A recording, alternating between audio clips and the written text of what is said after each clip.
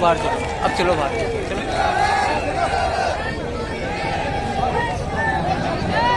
चलो चलो चलो, एक्सक्यूज मी सर।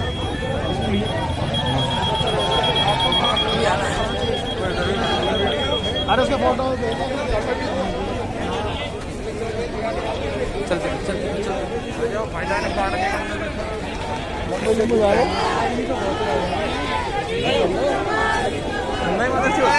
क्या कह रहे पुलिस वाले? अंदर कोई नहीं आया।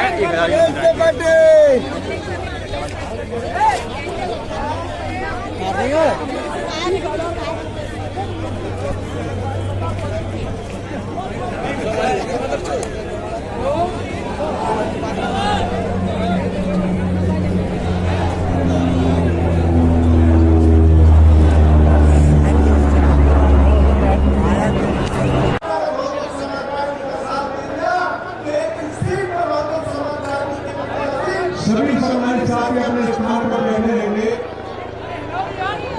आप इधर उधर ना कर अपनी कुर्सी अपने अपने स्थान पर बैठे खामोशी के साथ। आदरणीय बहन की चंद मिनटों में आपके बीच में पहुंचने वाली है। अब मैं आप लोग नारों का जवाब देंगे। बहुजन समाज पार्टी,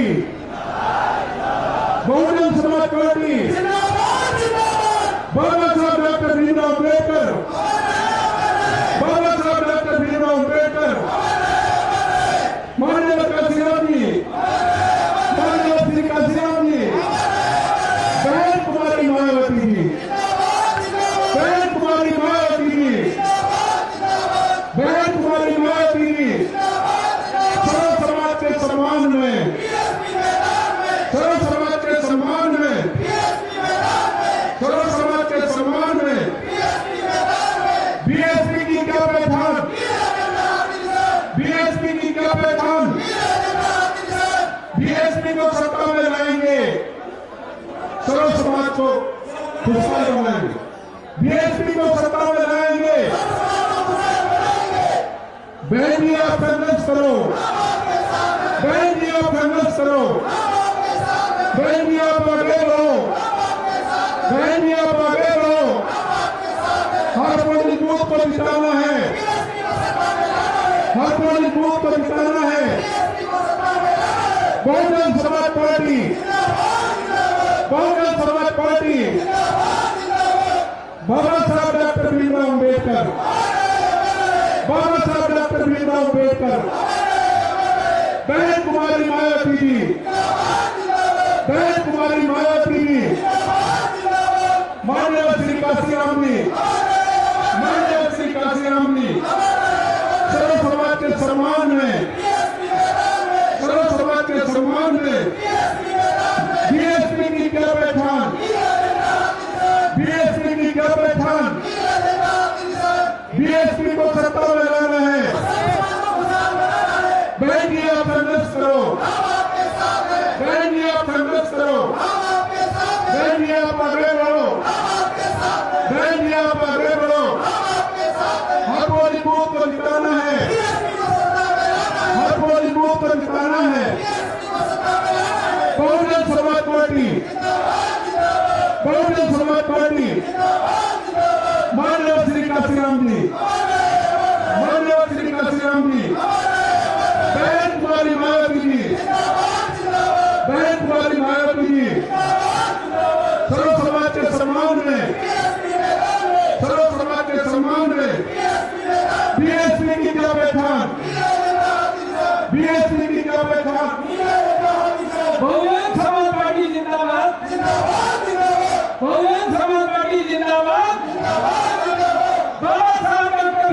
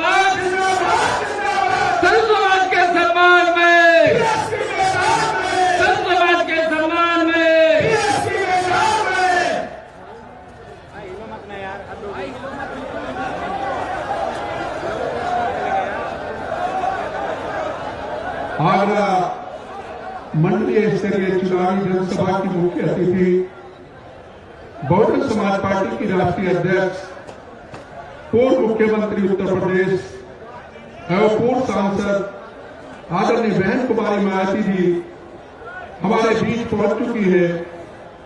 आदरणीय बहन जी के पहुंचने पर आगरा मंडल बहुजन समाज पार्टी यूनिट व सर्व समाज के भाई बहने आदरणीय बहन जी का हार्दिक स्वागत करते हैं, खैर मकदम करते हैं।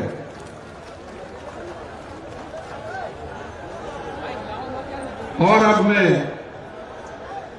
आगरा मंडल बहुजन समाज पार्टी यूनिट की जानिब से आज की चुनावी जनसभा की मुख्य अतिथि आदरणीय बहन जी को बहुजन समाज पार्टी का चुनावी चिन्ह हाथी से प्रेम भेंट करके उनका सम्मान करते हैं। माननीय गुरुलाल।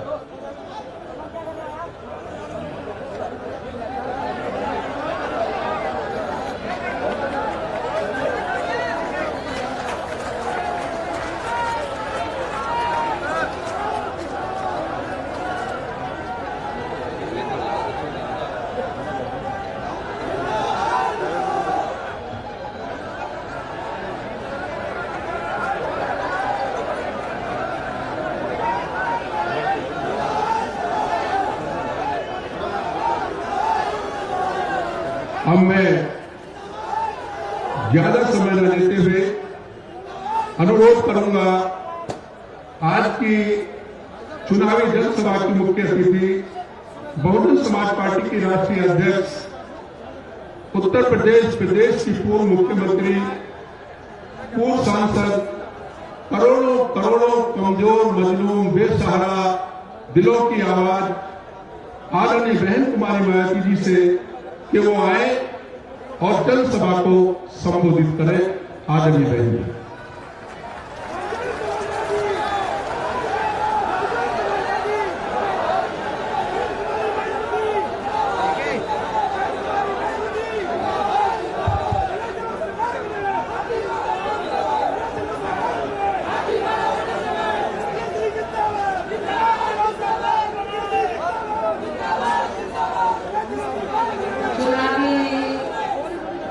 जनसभा में इकट्ठा हुए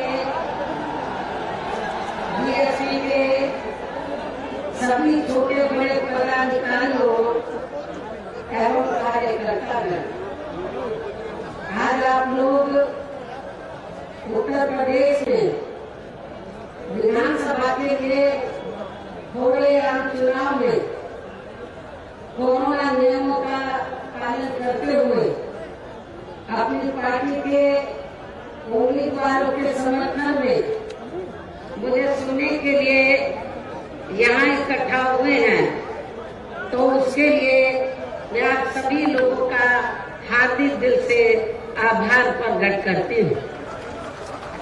और अब मैं सबसे पहले अपनी पार्टी के संबंध में ये कहना जरूरी समझती हूँ कि हमारी पार्टी ये चुनाव उत्तर प्रदेश की लगभग सभी विधानसभा की सीटों पर अकेले अपने बलबूते पर ही पूरी तैयारी व दमदारी के साथ यहाँ सन 2007 की तरह फिर से अपनी पार्टी की पूर्ण बहुमत की सरकार बनाने के लिए लड़ रही है,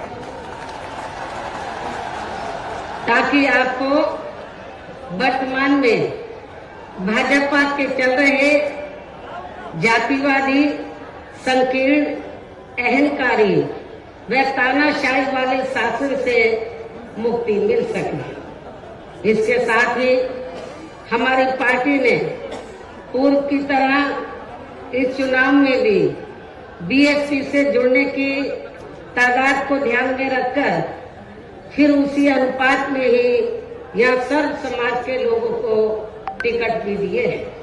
और अब इस चुनाव में आप लोगों को अपना वोट कांग्रेस, बीजेपी, सपा व अन्य विरोधी पार्टियों को न देकर केवल अपनी एकमात्र हितैषी पार्टी बीएसपी को ही देना क्यों जरूरी है, इसे आप लोगों को समझना होगा। हालांकि इस संदर्भ में आप लोगों को ये मालूम है कि आजादी के बाद शुरू में काफी लंबे समय तक केंद्र व उत्तर प्रदेश सहित देश के अधिकांश राज्यों में भी कांग्रेस पार्टी की ही अकेले यहाँ सरकारें रही हैं, किंतु इनकी गलत नीतियों व गलत कार्य प्रणाली की वजह से ही अब ये पार्टी केंद्र के साथ साथ बहुत पहले ही उत्तर प्रदेश की सत्ता से भी बाहर हो गई है।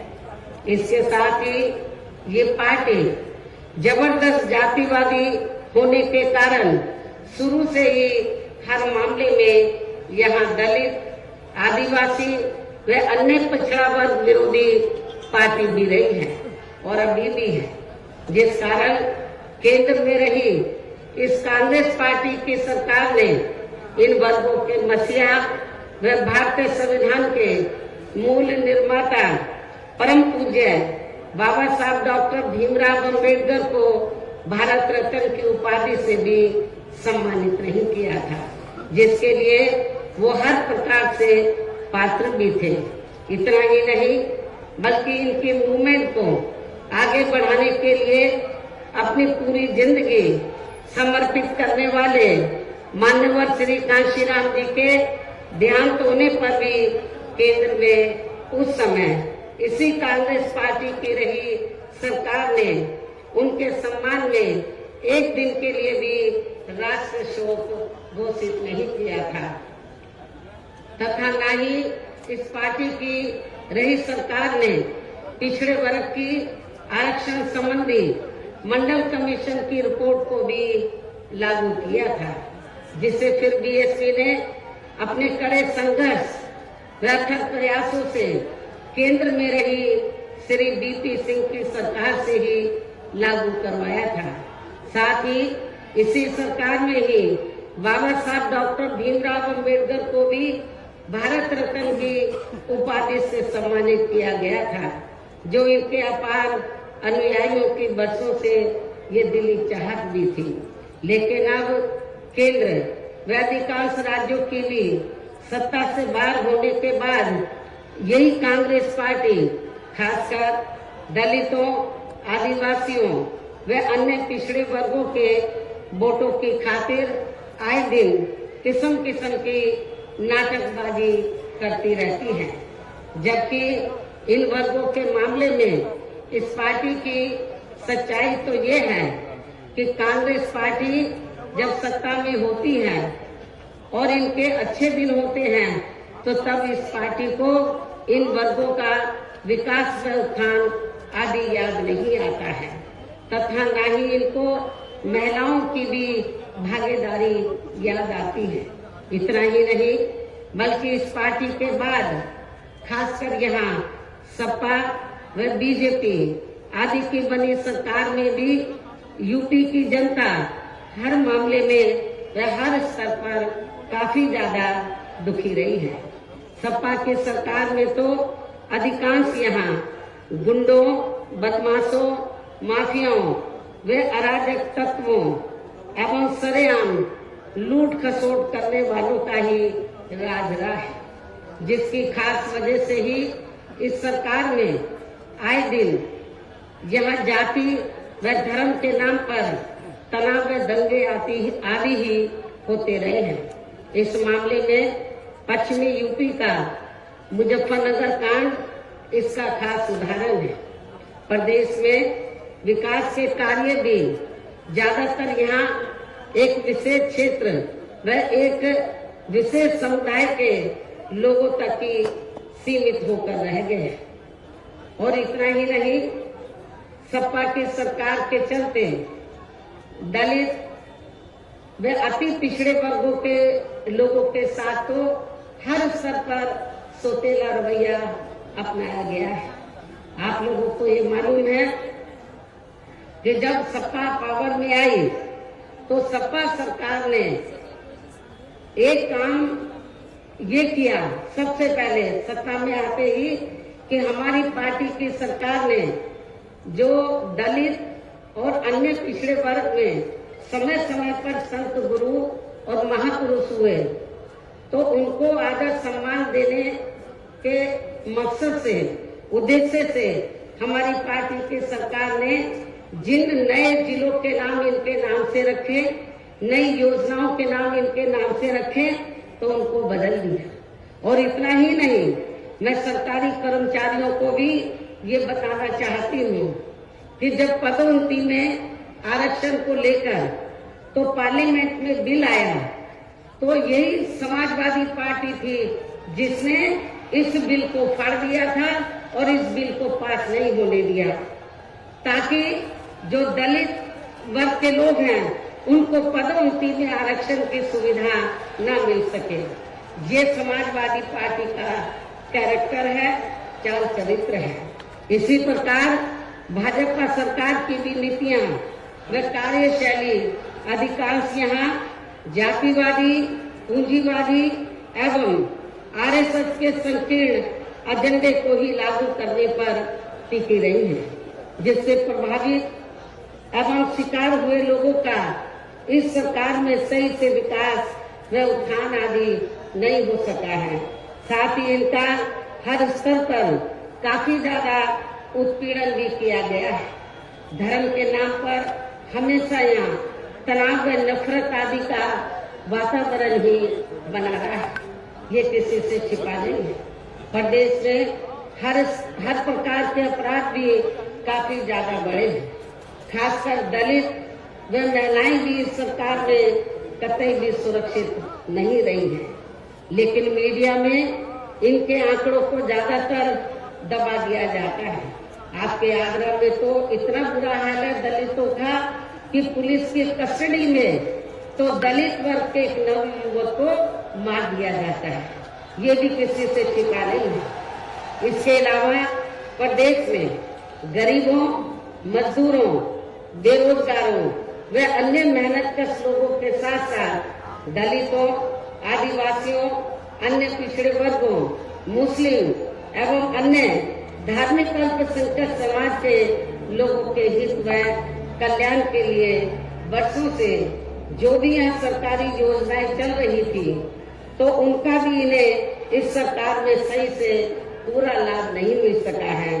खासकर दलितों व पिछड़ों को आरक्षण का भी पूरा लाभ नहीं मिल सका है, क्योंकि इन्होंने ज्यादातर सरकारी कार्य प्राइवेट सेक्टर के जरिए ही कराए हैं, जिसमें इनके लिए आरक्षण की कोई भी व्यवस्था नहीं है।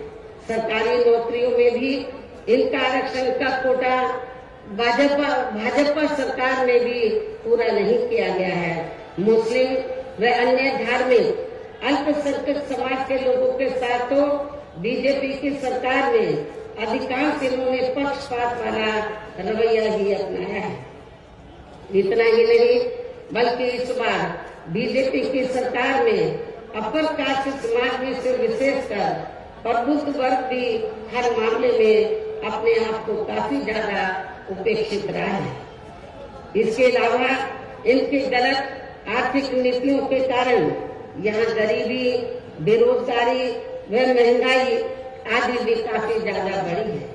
खासकर चुनाव घोषित होने से पहले तो डीजल, पेट्रोल व रसोई गैस आदि की आए दिन बढ़ी कीमतों ने भी जनता की काफी ज्यादा मुश्किलें बढ़ाई हैं। और ऐसा लगता है कि चुनाव खत्म होने के बाद उन्हें इनकी कीमतें बढ़ा दी जाएंगी। इसके साथ साथ उत्तर प्रदेश सहित पूरे देश के किसान भी केंद्र सरकार की गलत नीतियों के कारण काफी ज्यादा दुखी व परेशान रहे हैं और अभी भी परेशान हैं। प्रदेश में बेरोजगार लोगों को रोजगार नहीं मिलने के कारण ही ज्यादातर इनको पलायन भी करना पड़ा है। आप लोगों को ये मालूम है, आजादी के बाद कांग्रेस पार्टी लंबे अरसे तक यहाँ सत्ता में रही, लेकिन यहाँ रोटी के साधन नहीं मिलने के कारण बड़े पैमाने पर इनका पलायन हुआ। ये लोग पलायन करके चले गए। और इसके साथ ही जब बीजेपी पावर में आई तो आप लोगों को मालूम है कि ये सिलसिला जारी रहा और कोरोना काल में जो लोग बाहर के राज्यों से वापिस आ गए, जब उनको रोटी रोजी के साधन नहीं मिले तो उन्हें पुनः पलायन करना पड़ा। मुजफ्फरनगर में भी बड़े पैमाने पर सपा सरकार में लोगों को पलायन करना पड़ा। तो ये तीनों पार्टियों की जो सरकारें हैं, चाहे कांग्रेस सत्ता में रही हो, चाहे समाजवादी पार्टी, चाहे बीजेपी, इन सभी पार्टियों की सरकारों में किसी न किसी कारणवश जो दुखी पीड़ित लोग हैं, खासकर बेरोजगार लोग हैं, उनको पलायन करना पड़ा है। इस प्रकार से इन सभी विरोधी पार्टियों की रही सरकारों में शुरू से ही यहाँ यूपी की जनता काफी ज्यादा दुखी व परेशान रही है। खासकर कोरोना महामारी के दौरान तो इन सभी की हालत और भी ज्यादा खराब हो गई है। ऐसे में इन सभी विरोधी पार्टियों की रही सरकारों से निजात पाने के लिए अब इस चुनाव में यहाँ प्रदेश की जनता को अपनी एकमात्र विदेशी पार्टी बहुजन समाज पार्टी की ही सरकार बनाना बहुत जरूरी है, जिसने अपने चारों रहे शासनकाल के दौरान बिना पक्षपात व भेदभाव आदि के यहाँ कमजोर एवं उपेक्षित वर्गों के लोगों के साथ साथ सर्व समाज में से गरीबों, बेरोजगारों, गरीबों, मजदूरों, बेरोजगारों, किसानों, व्यापारियों, कर्मचारियों, वकीलों एवं अन्य मेहनतकश लोगों के साथ ही युवाओं, छात्रों, महिलाओं व बुजुर्गों आदि के भी विकास एवं उत्थान के लिए अनेकों ऐतिहासिक एवं महत्वपूर्ण कार्य किए हैं। इसके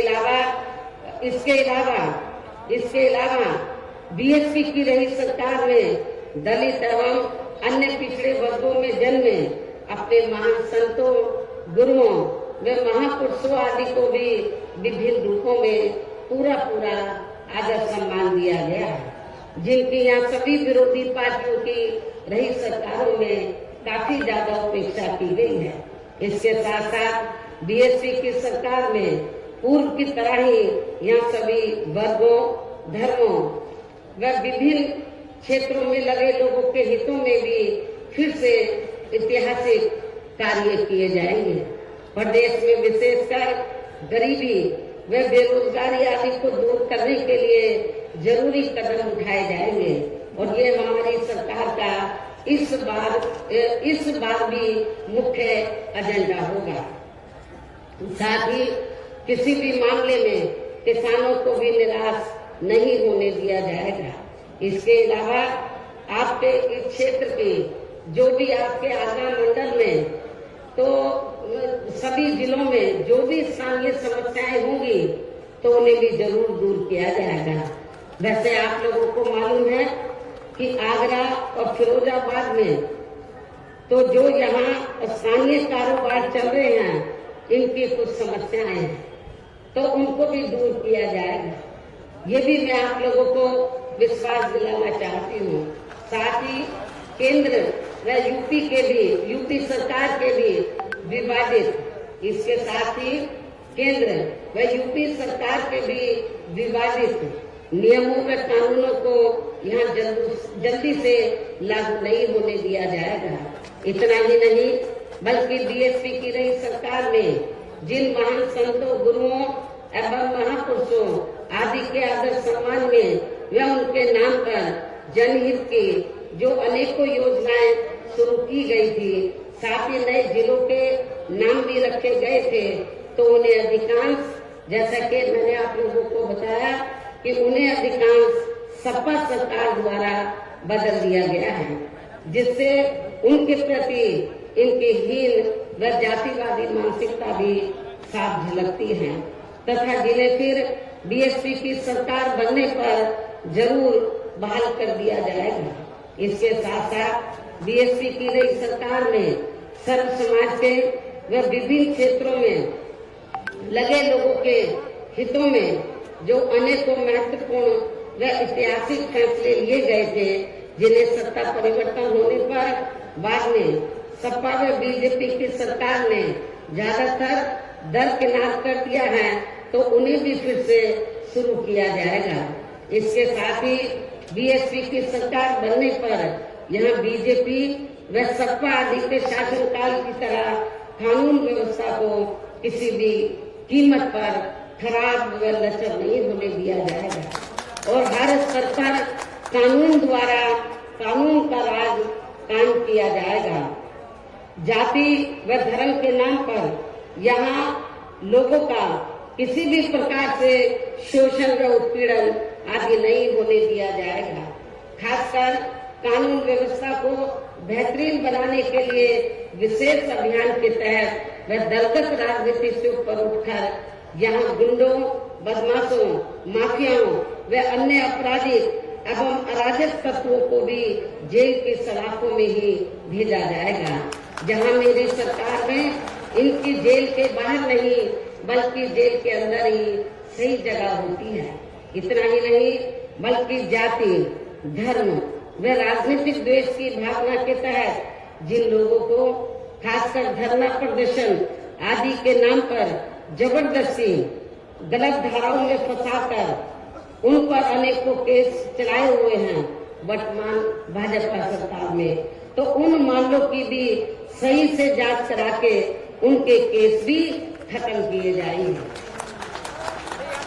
अर्थात वर्तमान भाजपा सरकार में प्रदेश की जेलें जो अधिकांश ऐसे लोगों से भर दी गई हैं तो उन्हें खाली करा के केवल यहाँ आपराधिक तत्वों को ही रखा जाएगा। इसके अलावा प्रदेश में खासकर शिक्षा के क्षेत्र में व अन्य और विभागों के भी कर्मचारी जो आए दिन अपनी मांगों को लेकर धरना प्रदर्शन एवं हड़ताल आदि करते रहते हैं, तो उन सभी मामलों को निपटाने के लिए एक आयोग का गठन किया जाएगा और उनकी सही मांगों को मान लिया जाएगा। इसके साथ ही यहाँ मैं ये भी कहना चाहती हूँ कि कुछ महीने पहले मैंने दिनांक 7 सितंबर को प्रबुद्ध वर्ग की सुरक्षा, सम्मान व तरक्की आदि को लेकर किए गए सम्मेलन में तथा इसके बाद दिनांक 9 अक्टूबर को मान्यवर श्री कांशीराम जी की पुण्यतिथि के मौके पर भी मैंने सर्वजन हिताय व सर्वजन सुखाय को लेकर जो भी कार्य करने के लिए कहा है तो उन पर भी जरूर अमल किया जाएगा। लेकिन ये सभी कार्य करने के लिए इस चुनाव में यहाँ बीएसपी की सरकार बनाना बहुत जरूरी है, जिसके लिए पार्टी के लोगों को वोट पड़ने तक या सभी विरोधी पार्टियों के साम दाम दंड भेद आदि हथकंडों से भी जरूर सावधान रहना है। और इस मामले में विरोधी पार्टियां चुनाव होने से कुछ समय पहले या चुनाव के दौरान भी खासकर अपने अपने पक्ष में हवा बनाने के लिए मीडिया व ओपिनियन पोल एवं सर्वे आदि का जो बड़े पैमाने पर गलत इस्तेमाल करती हैं, तो उससे आप लोगों को बिल्कुल भी गुमराह नहीं होना है। ये बात मैं आपको बार बार कहती रही हूँ और आज फिर दोहराना चाहती हूँ। इतना ही नहीं बल्कि इस बार कुछ जातिवादी मीडिया ने इस चुनाव में हमारी पार्टी के लोगों का मनोबल गिराने में भी ये कहकर कोई कसर नहीं छोड़ी है कि इनके नेता कहीं नजर नहीं आ रही है। ये आए दिन मीडिया में इसको न्यूज को फ्लैश करते रहे, जबकि इस मामले में हकीकत तो ये है कि देश में शुरू में फैले कोरोना का प्रकोप थोड़ा कम होते ही मैं दिल्ली से लखनऊ आ गई थी और पिछले लगभग 1 साल से मैं लखनऊ में ही रहकर अपनी पार्टी को मजबूत बनाने के कार्य में लग गई थी।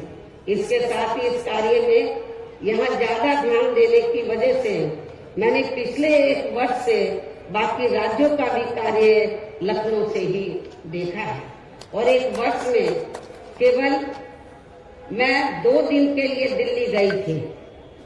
1 वर्ष में केवल मैं 2 दिन के लिए दिल्ली गई थी जब मेरी मदर की मृत्यु हो गई थी और इस 1 वर्ष के दौरान मैंने यहाँ पार्टी को फिर से पोलिंग बूथ स्तर तक कैडर के आधार पर यह सही से खड़ा किया है। आप लोगों को मालूम है कि पहले जो कमेटियां बनी थी तो ज्यादातर फर्जी थी। केवल हमारे लोग बता देते थे, नीचे के स्तर के पदाधिकारियों को खुद जाकर कमेटी नहीं बनाते थे। इस बार मैंने सख्त निर्देश दिए कि कमेटी सही होनी चाहिए और जो बड़े बड़े पदाधिकारी हैं वो भी जाकर कमेटी बनाएंगे, ये भी मैंने कहा।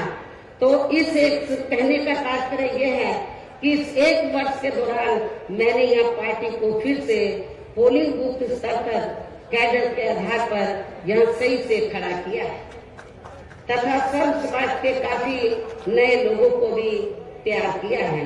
इसके साथ ही पोलिंग बूथों की कमेटियों के बनने के बाद फिर मैंने अपने ज्यादातर निवास स्थान पर ही उनकी समीक्षा बैठकें भी की है और ये कार्य खत्म होने के बाद फिर मैंने इस बार उम्मीदवारों का चयन करने के मामले में भी विशेष ध्यान दिया है, क्योंकि इस मामले में पिछले चुनाव में हमारी पार्टी के कुछ वरिष्ठ नेताओं ने जो अधिकांश अब दूसरी पार्टियों में चले गए हैं, उन्होंने काफी विश्वासघात किया है। पिछले बार चुनाव में उन्होंने काफी विश्वासघात किया, न जातीय समीकरण का ध्यान रखा, बल्कि सुनने में तो ये आया कि दूसरी पार्टियों के उम्मीदवारों से साठगांठ करके हमारे नेताओं ने ज्यादातर डमी कैंडिडेट खड़े कर दिए, जिसकी वजह से पिछले विधानसभा चुनाव में हमारी पार्टी का अच्छा रिजल्ट नहीं आ सका।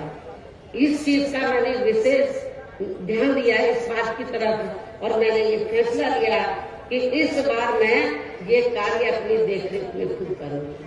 403 विधानसभा की सीटें हैं, एक एक सीट पर मैं उम्मीदवार से खुद मिली हूँ, अपने रेजिडेंस पर उनका पूरा परिचय लिया, तो तब मैंने उनका टिकट फाइनल किया है ताकि पिछले चुनाव की तरह हमारे साथ कोई धोखा न हो जाए।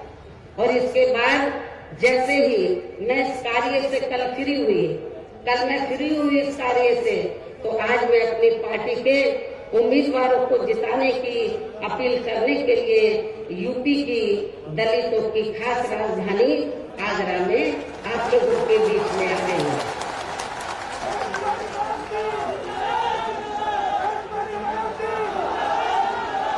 लेकिन मुझे भी पूरे यूपी में अपने खासकर दलित वर्ग के लोगों पर ये नाज है कि वे मीडिया के दुष्प्रचार पर कि इनके नेता कहाँ हैं उससे कतई भी गुमराह नहीं हुए और अपने कार्य में पूरे जी जान से डटे रहे, जिसके कारण इस दौरान बाकी जातियों के लोग भी बीएसपी में बड़े पैमाने पर जुड़े हैं। जब वीकर सेक्शन के लोग, दलित वर्ग के लोग बड़े पैमाने पर कैडर के आधार पर जुड़े, जिसकी तरफ मैंने विशेष ध्यान दिया, तो फिर जो बाकी जातियां हैं वो भी बड़े पैमाने पर बीएसपी में जुड़ी है। और अब इस बार चुनाव में फिर से मैं मीडिया बंधुओं को ये बताना चाहती हूँ जो ये गलत खबर दिखाते रहे कि बहन जी की तरह है, बहन जी इसी काम में लगी थी, इनको मैं बताना चाहती हूँ चुनाव की तैयारी में लगी हुई थी।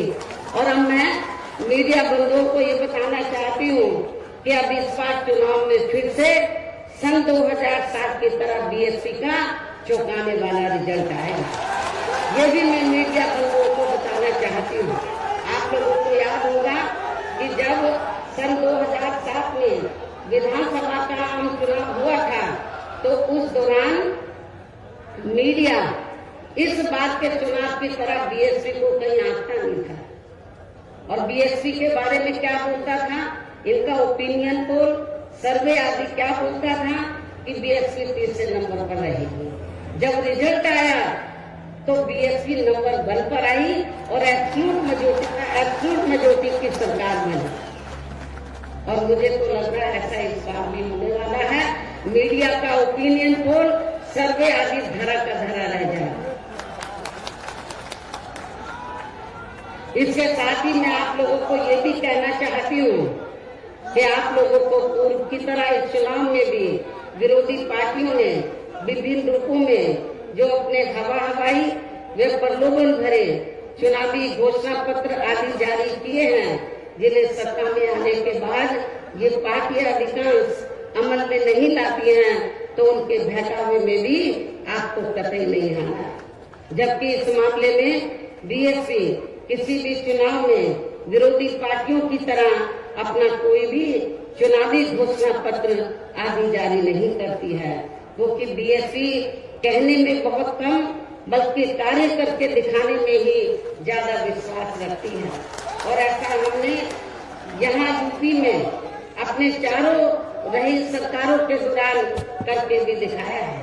इतना ही नहीं बल्कि हमारी पार्टी के चारों रही सरकारों ने प्रदेश में बिगड़ी हुई कानून व्यवस्था को सुधारने के साथ साथ जो असंख्य के साथ साथ प्रदेश के विकास एवं आम जनहित के लिए जो असंख्य अति महत्वपूर्ण कार्य किए हैं, वो अभी तक यहाँ किसी भी विरोधी पार्टी की सरकार ने नहीं किए हैं। आपको मालूम है कि बीजेपी के लोग कहते रहते हैं हमने गरीबों को इतने मकान दिए हैं, कहीं नजर आ रहे हैं। जब मेरी सरकार थी आपके आगरे में ही बड़े पैमाने पर हमने गरीबों को फ्री मकान बनाकर दिए, वो आपको नजर आते हैं। कहाँ हैं इनके मकान? तो वो आपको बहुत कम ही नजर आएंगे। बल्कि और इतना ही नहीं, तो मैं जैसा कि आपको बताया कि हमारी सरकार ने प्रदेश के विकास एवं आम जनहित के लिए जो असंख्य अति महत्वपूर्ण कार्य किए हैं, वो अभी तक यहाँ किसी भी विरोधी पार्टी की सरकार ने नहीं किए हैं। बल्कि ज्यादातर उन्हीं कार्यों के नाम जो हमारी सरकार ने कार्य किए थे, बल्कि ज्यादातर उन्हीं कार्यों के नाम व स्वरूप आदि बदलकर अब विरोधी पार्टियों की सरकारें उन्हीं को ही भुनाने में लगी है। लेकिन उन कार्यों के प्रति इनकी नियत व सोच सही नहीं होने के कारण उसमें भी ये पार्टियां ज्यादा सफल नहीं हो पा रही हैं। इन्हीं जरूरी बातों के साथ ही हम मेरा यही कहना है कि आप लोगों को इस चुनाव में अपने हित व कल्याण के लिए या फिर से यूपी में बीएसपी की सर्व जनहिताय व सर्व जन सुखाय की नीतियों पर आधारित सरकार बनाना बहुत जरूरी है। और इसके लिए पार्टी के लोगों को, इसके लिए बीएसपी के लोगों को वोट पड़ने वाले दिन कोरोना नियमों का पालन करते हुए सबसे पहले सुबह उठते ही व समय से अपने अपने पोलिंग बूथों पर अपना वोट डालने के लिए जाना है। वोट वाले दिन याद रखो, बहुजन समाज पार्टी के लोगों, जो बीमार हैं, बुजुर्ग हैं, उनको छोड़कर जो बाकी लोगों को उस दिन आप लोगों को उपवास रखना है। कब तक?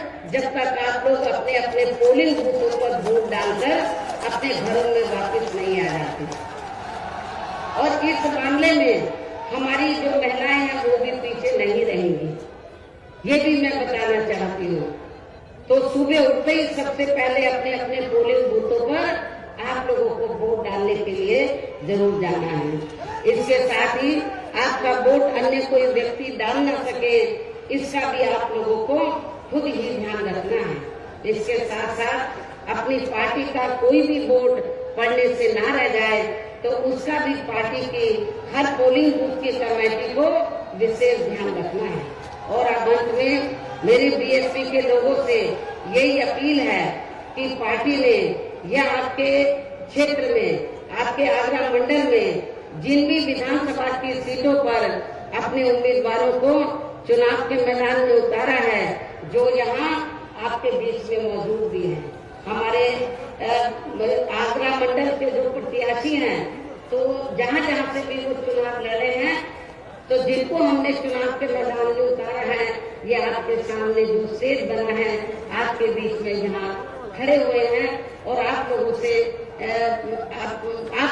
वोट की अपील कर रहे हैं।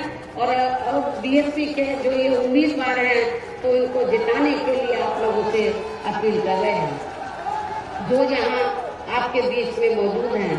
तो उन्हें आप लोगों को वोट वाले दिन अपनी पार्टी के हाथी चुनाव चिन्ह के सामने वाले बटन को दबा के जरूर जिताना है। बीएसपी का चुनाव चिन्ह क्या? हाथी। और आपकी आबादी हाथी की तरह विशाल है। आप लोगों को अपनी विशाल आबादी को ध्यान में रखकर, आपका वोट बहुत ज्यादा है, आप लोगों को हाथी चुनाव चिन्ह के सामने वाले बटन को दबाकर इनको जरूर कामयाब बनाना है।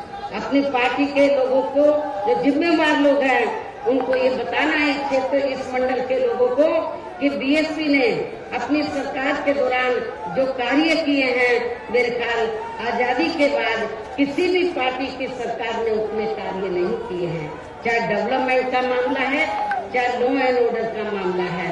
और इतना ही नहीं, जिन हमारे संतों, गुरुओं और महापुरुषों को वर्षों से आदर सम्मान नहीं मिला था, उन्हें भी हमारी पार्टी की सरकार ने पूरा आदर सम्मान दिया है। और जब आप लोग लखनऊ जाते हैं, पहले का लखनऊ आप लोगों ने देखा होगा और मेरे सत्ता में आने के बाद का लखनऊ देखा होगा। लोग बाहर के राज्यों से आते हैं, विदेशों से आते हैं, कहते हैं कि ये तो लखनऊ की तस्वीर बदल गई, लखनऊ की तस्वीर बदल गई।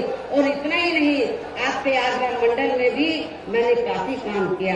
लोग कहते हैं कि मथुरा धार्मिक स्थल है, मथुरा जिला में मंदिर है, मस्जिद है, गुरुद्वारे हैं, बौद्ध विहार है, सब हैं, लेकिन उसको, उस धार्मिक स्थल को, उस जिले में विभिन्न धर्मों को मानने वाले लोग रहते हैं, विभिन्न धर्मों के, लेकिन उस जिले का जो थोड़ा घना विकास हुआ मेरी सरकार में हुआ, उसके बाद मथुरा जिले का कोई विकास नहीं हुआ है। ये भी मैं मथुरा के लोगों को बताना चाहती हूँ। केवल मीडिया में हवाई बातें करते रहते हैं और लोगों को धर्म की आड़ में, उनके जो भावनाएं हैं, तो उनकी भावनाओं की आड़ में तो लोगों का वोट लेने का प्रयास करते हैं, लेकिन हकीकत में जमीनी तौर पर वहाँ पर कोई विकास का काम वर्तमान भारतीय जनता पार्टी की सरकार में नहीं हुआ है। यही सपा सरकार का हाल था। और बीजेपी को कुछ नहीं करना है, ज्यादातर वो मीडिया में घूमते रहते हैं। विकास के कार्य आप लोगों ने देखे हैं, कहीं आपको विकास नजर आया? आप लोगों का अपना पूरे 5 साल के अंदर कोई आपका विकास नहीं हुआ। आप लोगों के साथ जुल्म जाती हुई है। विकास किनका हुआ है? जो बड़े बड़े पूंजीपति हैं, जो बड़े बड़े धन्ना सेठ हैं, जो आरएसएस के लोग हैं, उनका विकास हुआ है। आप लोगों का विकास नहीं हुआ है। यदि आप लोग चाहते हैं कि आप लोगों का विकास हो, सर्व समाज का विकास हो, तो आप सभी धर्मों के लोगों का विकास हो, सभी जाति के लोगों का विकास हो, तो फिर आप लोगों को बहुजन समाज पार्टी के आगरा मंडल से जो हमने अपने प्रत्याशी चुनाव के मैदान में उतारे हैं, तो उन्हें अब आप लोगों को वोट वाले दिन अपनी पार्टी के हाथी चुनाव चिन्ह के सामने वाले बटन को दबा के जरूर जिताना है। और फिर से आपको यहाँ सन 2007 की तरह ही बीएसपी की अपनी पूर्ण बहुमत की सरकार जरूर बनाना है। तभी फिर प्रदेश में यहाँ अमन चैन कायम होने के साथ साथ सभी धर्मों व वर्गों के लोगों का भी सही से विकास व उत्थान आदि हो सकता है। साथ ही यहाँ अन्याय, अपराध, भय व भ्रष्टाचार मुक्त एवं विकास युक्त वातावरण भी पैदा हो सकता है। और तभी फिर यहाँ परम पूज्य बाबा साहब डॉक्टर भीमराव अम्बेडकर एवं मान्यवर श्री कांशीराम जी आदि का भी सपना सही साकार हो सकता है। और इस उम्मीद के साथ ही अब मैं यही कहना चाहूंगी, क्या कहना चाहूंगी, कि अब आपको हर पोलिंग बूथ को जिताना है, बीएसपी को सत्ता में लाना है। आप लोगों को हर पोलिंग बूथ को जिताना है, बीएसपी को सत्ता में लाना है। इस विश्वास के साथ ही अब मैं पुनः अपनी पार्टी के उम्मीदवारों को जिताने की पुरजोर अपील करते हुए अपनी बात यही समाप्त करती हूँ। जय भीम, जय भारत।